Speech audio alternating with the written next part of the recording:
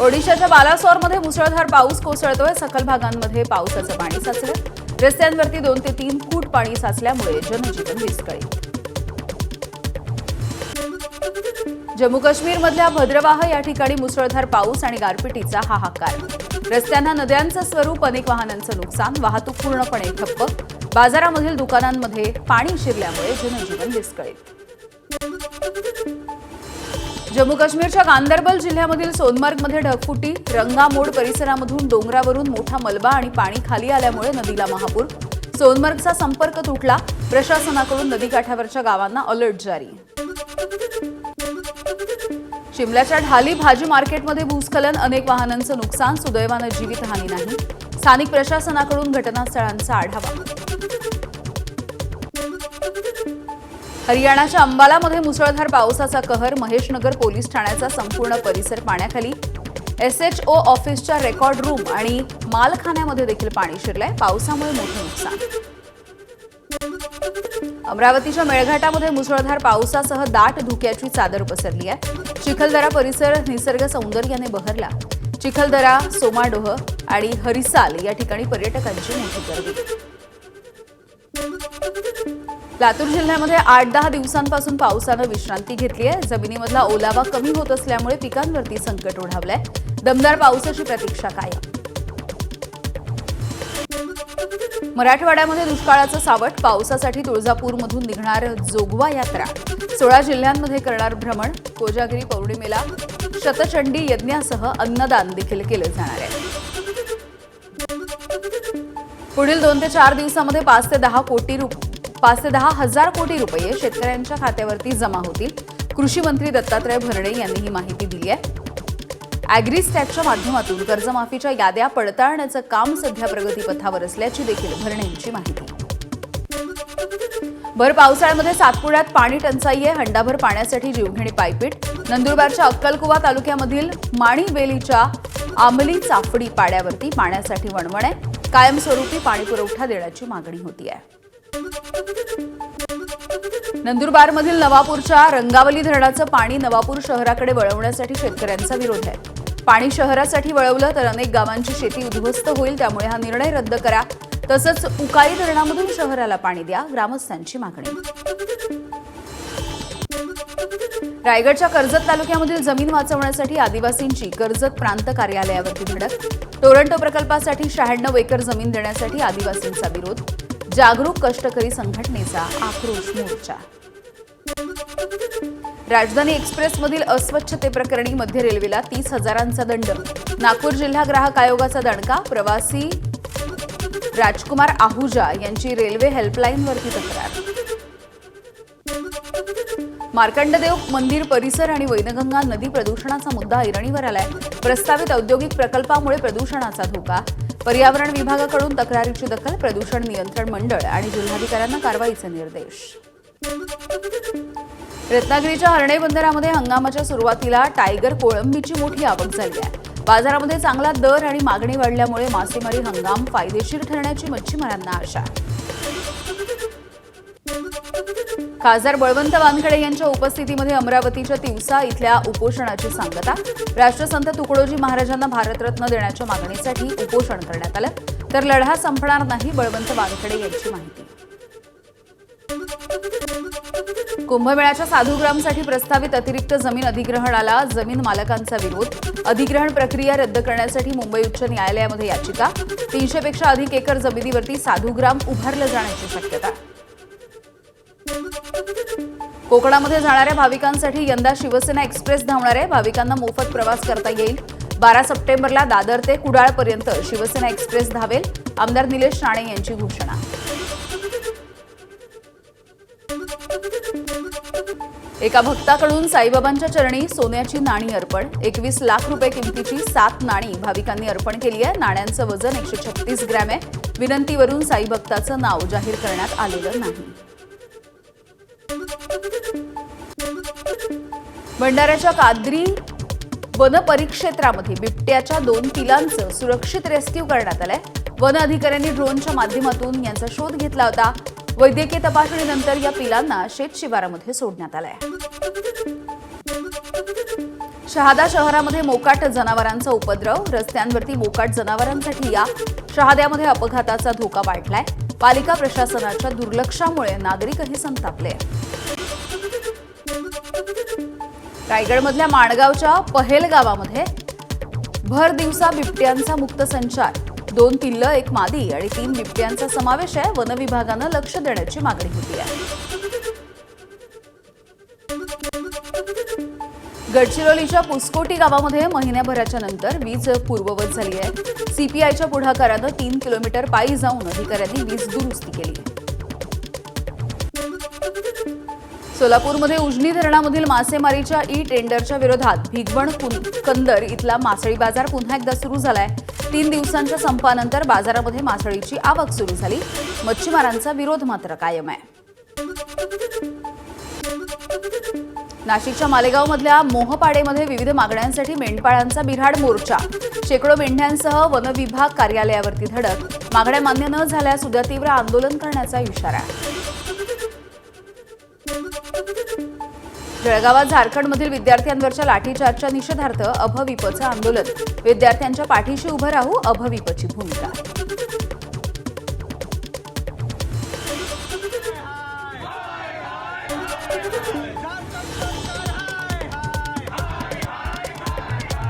सरकारने विद्यार्थ्यांचा आवाज दाबण्याचा प्रयत्न केलेला आहे.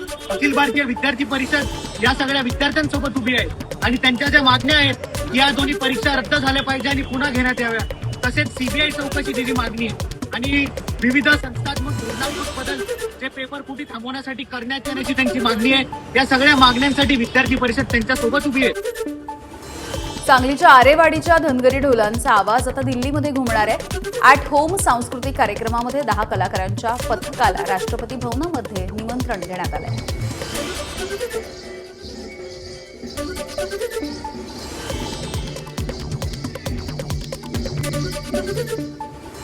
जनगणनेच्या वेळेला नागरिकांची जात विचारली जाईल. जातनिहाय जनगणनेचा सरकारचा निर्णय. जनगणनेच्या वेळेला विचारायच्या 40 प्रश्नांची यादी प्रसिद्ध. 10व्या प्रश्नामध्ये जातीच्या प्रवर्गाचा उल्लेख आहे.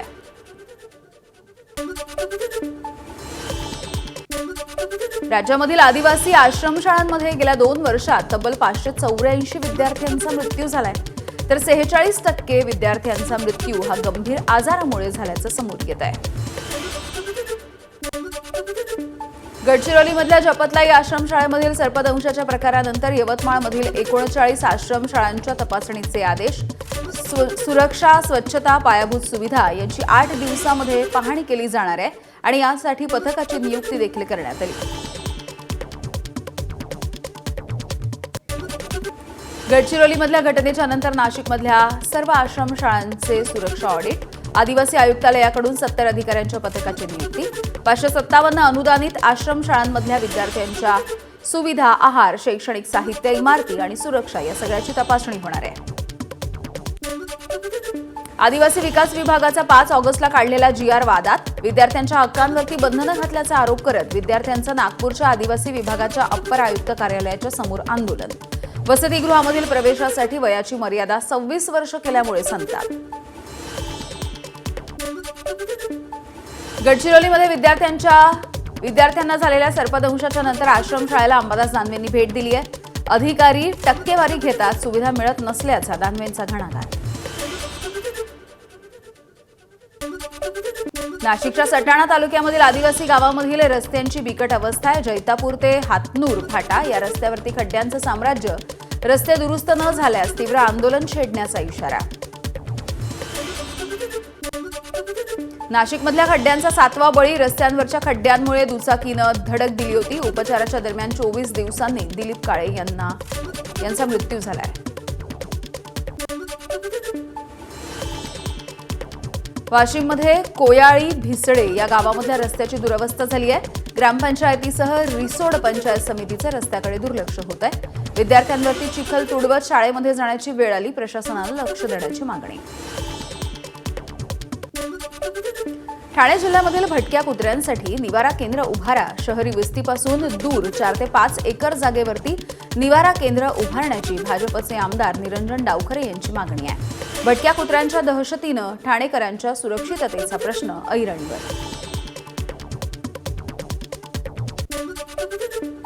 परभणीच्या जिंतूर गर्भवती महिला बाळ मृत्यूच्या प्रकरणी जिल्हा शल्य चिकित्सक डॉक्टर नागेश लखमावर निलंबित झालेले आहेत। निलंबनाच्या निषेधार्थ जिल्हा रुग्णालयामधील डॉक्टर आणि कर्मचाऱ्यांचं काम बंद आंदोलन।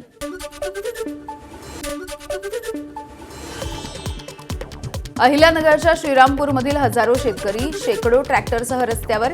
शेती महामंडळ कार्यालयाच्या समोर बेमुदत अन्नत्याग आंदोलन। 107 वर्षांपासून प्रलंबित जमिनींचा प्रश्न सोडवून 7,500 एकर जमीन मूळ मालकांना परत देण्याची शेतकऱ्यांची मागणी आहे। गडचिरोलीमधील शासकीय बांधकामावरील 30% अतिरिक्त तरतूद रद्द। नक्षल प्रभाव कमी झाल्यामुळे राज्य सरकारचा मोठा निर्णय। शासकीय खर्चामध्ये बचत, सामान्य दरानंच काम होणार आहे।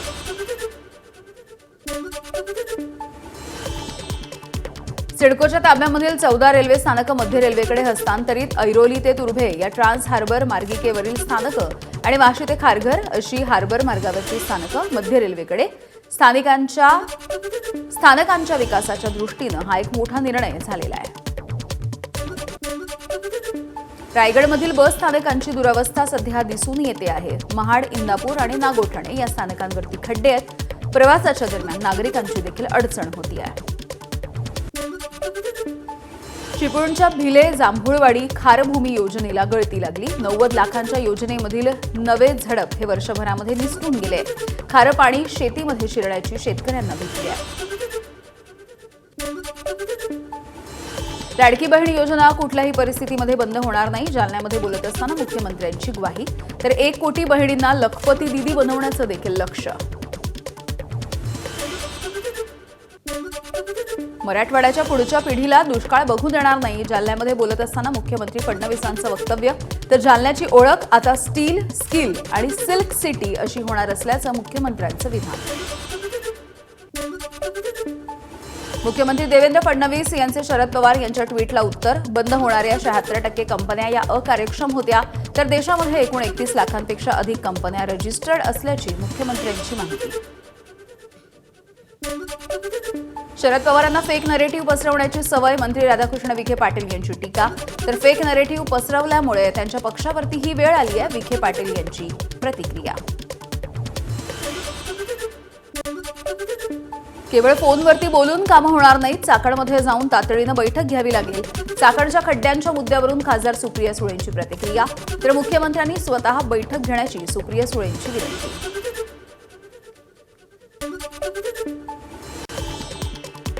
माझी महाराष्ट्राच्या माननीय मुख्यमंत्र्यांना विनंती राहील की त्यांनी स्वतः तातडीने मीटिंग घेऊन फोनवर कामं होणार नाही। इंडस्ट्री मिनिस्ट्री फोनवर कामं पॉज इंडस्ट्री आहे।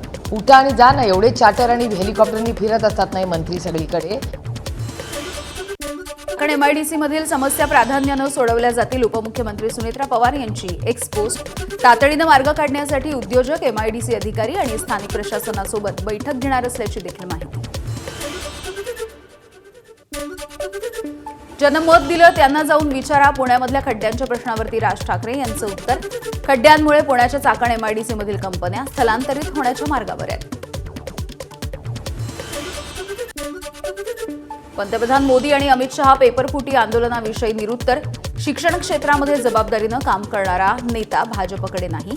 2029ला सत्ता बदल होण्याचं पृथ्वीराज चव्हाण यांचं वक्तव्य। बस स्थानक परिसरामधील खड्डे बुजवण्याच्या सूचना दिल्या। मंत्री प्रताप सरनाईकांची माहिती। तर बस स्थानकामधील स्वच्छता आणि कामं वेळेवरती केली नाहीत तर संबंधितांना तात्काळ ब्लॅक लिस्टेड करण्याचे सरनाईक यांचे आदेश। सांगलीच्या ईश्वरपूर एसटी आगारामध्ये जयंत पाटील यांचा विद्यार्थ्यांसोबत संवाद। विद्यार्थ्यांनी मांडल्या बस तुटवडा, पास आणि रस्त्यांच्या समस्या। शासनाकडे पाठपुरावा करणार असल्याचं आश्वासन। नाशिकच्या मालेगावमधील 1 लाखापेक्षा जास्त पॉपलिन यंत्रमाग कारखाने 17 ऑगस्टपर्यंत बंद राहतील। राजस्थानमधील कापड प्रक्रिया केंद्रावरती बंदी आल्यामुळे मालेगाव, भिवंडी, इचलकरंजीमधील उद्योग संकटात आहेत। लाखो कारागीर आणि मजुरांवरती उपासमारीची वेळ आली आहे। देशाच्या प्रधानमंत्र्यांनी संविधानाची प्रतिमा डागाळली याचं काय? खासदार संजय राऊतांचा सवाल। 20 दिवसांनी संसदेमध्ये खाली मान घालून आले आणि खाली मान घालून निघून गेले, संजय राऊतांची टीका। चेहरे बघा दोघांचे काळे ठिक्कर पडले। 20 दिवसांनी ते काल पार्लमेंटला लोकलज्जस्ते वाले वंदे मातरम जेव्हा आपण गातो संपताना तेव्हा यावंच लागतं. तेव्हा ते खाली मान घालून आले त्या क्षणाला 3 मिनिटासाठी आणि ताबडतोब खाली मान घालून गेले. 56 इंच वगैरे काही नव्हतं. मैं हूँ, संपलो तो विषय. आता दिल्ली खाली करण्याची वेळ आलेली आहे. अशा पद्धतीने टीका करून काहीही मिळणार नाही. राऊतांनी मोदी आणि शहांवरती केलेल्या टीकेवरती मंत्री चंद्रशेखर बावनकुळेंची प्रतिक्रिया. तर गृहमंत्री शहा देशाला सुरक्षित करण्यासाठी भूमिका घेतात. बावनकुळेंचं मत. गृहमंत्री अमित शहाजी यांनी या देशाला सुरक्षित करण्याकरता प्रचंड आपला या ठिकाणी भूमिका केलेली आहे आणि संजय राऊत यांच्या बोलण्याने काही फरक पडत नाही. संजय राऊत यांचं बोलणं कुणी सिरियस घेत नाही. त्यामुळं केंद्रीय गृहमंत्र्यावर टीका करणे हे या ठिकाणी खरं तर आपण अशी टीका केली पाहिजे ज्या टीकेला अर्थ आहे. शेतकरी नेते रविकांत तुपकर यांचा सरकार आणि पीक विमा कंपन्यांवरती साटलोट असल्याचा गंभीर आरोप. जुनी 1 रुपयामधली 4 ट्रिगर योजना पुन्हा एकदा सुरू करावी, कंपन्यांचे टेस्ट ऑडिट करावं, अन्यथा आंदोलन करण्याचा रविकांत तुपकर यांचा इशारा. शेतकऱ्यांच्या खिशावर दरोडा टाकण्याचं काम या कंपन्यांनी केलेलं आहे. त्यामुळे सरकारला आमची विनंती आहे की तातडीनं जुनी पीक विमा योजना लागू करा. याचं दूध का दूध पाणी का पाणी करा, टेस्ट ऑडिट करा आणि या कंपन्यांचं ब्लॅकलिस्ट करा. या कंपन्यांना त्यांच्यावर कठोर कारवाई करा, अन्यथा महाराष्ट्रातल्या शेतकऱ्यांना घेऊन प्रचंड मोठं आंदोलन येणाऱ्या काळामध्ये उभं राहील. राष्ट्रवादीच्या उमेश पाटील यांच्या विरोधात 5 कोटी रुपयांचा अब्रू नुकसानीचा दावा. एएसआय बाळासाहेब गायकवाड यांनी सोलापूर न्यायालयामध्ये दाखल केली याचिका. उमेश पाटील यांनी बाळासाहेब गायकवाड यांच्यावरती भ्रष्टाचाराचे आरोप केले. महाराष्ट्रामध्ये महा-आयडीची मोठी घोषणा. एकाच डिजिटल प्लॅटफॉर्मवरती सगळ्या सरकारी सेवा उपलब्ध होतील. विद्यार्थी, शेतकरी आणि ज्येष्ठ नागरिकांसाठी मोठा आधार ठरेल. नागपूरच्या कुहीमध्ये दुय्यम निबंधक अधिकारी सुधाकर निमजे यांच्या बदलीच्या निरोपावेळेला सहकाऱ्यांना अश्रू अनावर झाले. कार्यालयीन नात्यांच्या पलीकडे जाऊन माणुसकी जपणारा अधिकारी म्हणून त्यांची ओळख आहे. स्वातंत्र्य दिनाच्या पार्श्वभूमीवरती धुळे जिल्हाधिकारी कार्यालयाची इमारत ही आकर्षक आणि रंगीबेरंगी विद्युत रोषणाईनं उजळून निघाली आहे. नागरिकांचं लक्ष वेधून घेणारी ही रोषणाई धुळे शहरामधील स्वातंत्र्य दिनाच्या आनंदाला द्विगुणित करते आहे. नागपूरमध्ये मंत्री चंद्रशेखर बावनकुळे यांच्या उपस्थितीमध्ये भाजपची तिरंगा रॅली. तरुणांसह शाळकरी मुलांचा मोठा सहभाग. स्वातंत्र्य दिनाच्या पार्श्वभूमीवरती सातारा नगरपालिकेतर्फे भव्य तिरंगा बाईक रॅली आयोजित करण्यात आली. मंत्री शिवेंद्रराजे भोसले यांच्यासह नागरिक आणि शाळकरी विद्यार्थी सहभागी. यवतमाळमध्ये भाजपच्या वतीनं भव्य तिरंगा रॅली. 250 फूट लांबीचा तिरंगा ध्वज घेऊन विद्यार्थ्यांच्या घोषणा. शहरामधील प्रमुख मार्गावरून निघालेल्या रॅलीमध्ये नागरिकांचा मोठा सहभाग. रायगडमध्ये स्वातंत्र्य दिनाच्या पार्श्वभूमीवर तिरंगा रॅलीचं आयोजन. तिरंगा रॅलीमध्ये नागरिकांचा उत्स्फूर्त सहभाग. माजी सैनिकांचाही सत्कार करण्यात आला आहे. भंडाऱ्यामध्ये हर घर तिरंगा या उपक्रमाला उत्स्फूर्त प्रतिसाद. हातामध्ये तिरंगा घेऊन भव्य पदयात्रा. भाजपचे नेते परिणय फुके यांची उपस्थिती. विद्यार्थ्यांचा मोठा सहभाग. स्वातंत्र्य दिनाच्या पार्श्वभूमीवरती अलिबाग नगरपालिकेतर्फे शहरामध्ये तिरंगा बाईक रॅली. जिल्हाधिकारी किशन जावळे यांनी स्वतः बुलेट चालवत सहभाग घेतला. नगराध्यक्ष अक्षया नाईक देखील सहभागी झाल्या. समुद्रकिनारी विद्यार्थ्यांच्या कवयितींनी बाईक रॅलीची सांगता. मराठी भाषा शिकण्याची रिक्षा आणि टॅक्सी चालकांसाठी उद्याची शेवटची मुदत आहे. मराठी न येणाऱ्यांवरती 18 ऑगस्टपासून कारवाई केली जाणार आहे. रिक्षा आणि टॅक्सी चालकांच्या मराठी सक्तीवरती मंत्री प्रताप सरनाईक यांचा इशारा. मुदत बिलकुल मिळणार नाही. 15 ऑगस्ट ही डेडलाईन आहे. उद्या त्याचा शेवटचा दिवस आहे. 17 तारखेला त्याचा समारोप आहे. 18 तारखेपासून कारवाईला सामोरे जा. त्याला पकडलं तर ती 1 महिन्याची मुदत आहे. 3 महिने लायसन्स सस्पेंड करण्याची मुदत आहे. 3 महिन्यानंतरही त्याची परीक्षा घेतली जाईल. आमचे RTOचे अधिकारी त्याच्याशी मराठीमध्ये संवाद साधतील आणि तरीसुद्धा जर त्याला मराठी आलं नाही तर त्याचं लायसन्स रद्द करण्यात येईल. वरिष्ठ विशेष पोलीस महानिरीक्षक प्रवीणकुमार पडवळ यांनी सुखबीर सिंग बादल यांची भेट घेतली आहे. नांदेडचे पोलीस अधीक्षक निलाभ रोहन यांची देखील रुग्णालयामध्ये उपस्थिती. सुखबीर सिंग बादल यांच्यावरती झालेल्या हल्ल्यानंतर त्यांच्यावरती नांदेडमध्ये यशस्वी शस्त्रक्रिया पार पडली. आज सकाळी हरसिमत कौर बादल यांनी मुलीसह गुरुद्वारामध्ये जाऊन दर्शनही घेतलंय. अखंड पाठाला त्यांनी उपस्थिती लावली आहे. सावंतवाडी तालुका आमसभेमध्ये तुफान राडा. आरोग्याच्या प्रश्नावरून सत्ताधारी शिवसेना आणि भाजपचे कार्यकर्ते भिडले. आमदार दीपक केसरकर यांच्याकडून पोलिसांच्या मदतीनं राडा मिटवण्याचा प्रयत्न. भिवंडीच्या पूर्णा भागामध्ये रस्त्यावरच्या खड्ड्यांमुळे टेम्पो उलटला. सिमेंट रस्त्याच्या बाजूला मोठा खड्डा. पाण्यामुळे अंदाज न आल्यामुळे टेम्पोचा अपघात झालाय. बारामतीमध्ये दुचाकी चोराला अटक झाली. 30 लाखांच्या 19 गाड्या जप्त. आरोपीकडून 13 बुलेटसह 6 इतर दुचाकी ताब्यात. पोलिसांचा लोगो लावून चोरीच्या गाड्या वापरल्या जात होत्या. सोलापूरच्या बोरामणी तिहेरी हत्याकांडामध्ये 3 महिन्यांनी दोषारोपपत्र दाखल झाले. 280 पानांच्या आरोपपत्रामध्ये 6 जणांवरती गुन्हा, 30 साक्षीदारांचा समावेश आहे. पोस्टमॉर्टेममधून हत्येची क्रूरता उघड झाली आहे. चंद्रपूर नागपूर मार्गावरती असलेल्या नंदोरी टोल नाक्यावरती 150 कोटींचा अपहार झाल्याचा आरोप आहे. चंद्रपूरचे शिवसेना लोकसभा संघटक मुकेश जीवतोडे यांचा आरोप आहे. सीबीआयच्या मार्फत चौकशी करण्याची मागणी. ओव्हरलोड वाहनांकडून अतिरिक्त शुल्क आकारलं, मात्र शासन दरबारी नोंद नसल्याचाही आरोप. नागपूर सायबर पोलिसांनी म्यूल अकाउंट रॅकेटचा पर्दाफाश केल्याच्या नंतर या प्रकरणामधल्या फसवणुकीची व्याप्ती तब्बल 90 कोटी 25 लाख रुपयांवरती गेल्याचं तपासातून समोर आलं. रॅकेटचे धागेदोरे महाराष्ट्रासह आणि आंतरराष्ट्रीय सायबर टोळीशी जोडले असल्याचा संशय.